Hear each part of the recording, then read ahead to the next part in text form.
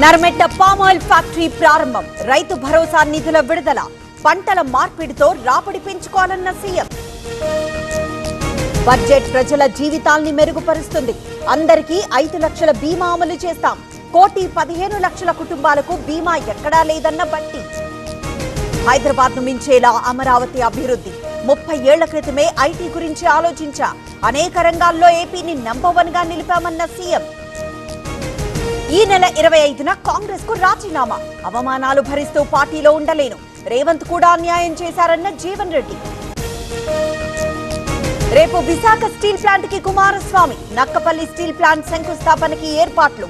సీఎంతో కలిసి హాజరు కాబోతోన్న ఉక్కు మంత్రి. కార్పొరేటర్ అభ్యర్థుల ఎంపికలో మీ పెత్తనమేంటి? రాష్ట్ర నాయకత్వంపై ఈటెల అసంతృప్తి. పార్ట్ టైం నేతలం కాదంటూ ఘాటు వ్యాఖ్యలు. తెలంగాణ బిల్డింగ్ రూల్స్ లో కీలక మార్పులు. టీడీఆర్ వినియోగంపై కొత్త మార్గదర్శకాలు.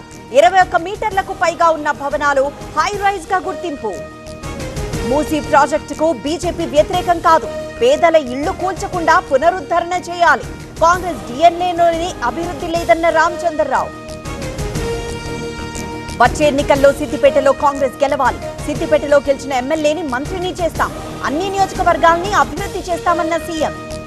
Rohit Reddy farm house drugs కేసులో సిట్ విచారణ. 7గురిలో 4గురిని విచారించిన అధికారులు. రేపు రోహిత్, రితేష్, నమిత్ శర్మ కస్టడీపై తీర్పు. 3 ఏళ్లలో నేను చేసింది 3 దశాబ్దాల్లో చేయలేదు. ప్రజలకి మంచి చేయాలన్న తపన ప్రభుత్వానికి లేదు. దోచుకొని దాచుకుంటున్నారన్న రోజా. బీఆర్ నాయుడును చంద్రబాబు దూరం పెట్టారు. ఇకపై టీటీడీ చైర్మన్ ను పట్టించుకున్న పరిస్థితి ఉండదు. భూమన కరుణాకర్ రెడ్డి కామెంట్స్. ఆదిరెడ్డి అప్పారావు వల్లే నేను బతికున్నాను. ఆడియో తనను వేధిస్తున్న అత్తగారిదంటూ మహిళ ప్రెస్ మీట్. వైసీపీ నేతలు స్వార్థానికి వాడుకుంటున్నారని కామెంట్. హైదరాబాద్ చాదర్ఘాట్ లో టాస్క్ ఫోర్స్ దాడులు. నిషేధిత స్టెరాయిడ్ ఇంజెక్షన్లు స్వాధీనం. 2ని అరెస్ట్ చేసిన పోలీసులు. రాజమండ్రిలో వంట గ్యాస్ కష్టాలు. భారీగా సిలిండర్లున్నా స్టాక్ లేదంటున్న ఏజెన్సీలు. 15 రోజులు ఎందుకు పడుతోందంటున్న కస్టమర్లు. పీలేరులో ఆర్టీసీ బస్సు కండక్టర్ పై దాడి. కండక్టర్ తో జరిగిన వాగ్వాదాన్ని భర్తకి చెప్పిన మహిళ.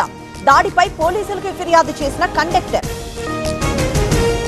ఉస్మానియా కొత్త ఆసుపత్రికి వ్యతిరేకత. 50 ఇళ్లు ఖాళీ చేయాలని నోటీసులు. తమ ఇళ్లు కూల్చొద్దని బాధితుల విన్నపం. ప్రధాని మోదీ అత్యున్నత స్థాయి సమావేశం. ఇంధన కొరత ఏర్పడకుండా ముందస్తు చర్యలపై ఫోకస్. ప్రత్యామ్నాయ మార్గాలు చూడాలన్న మోదీ.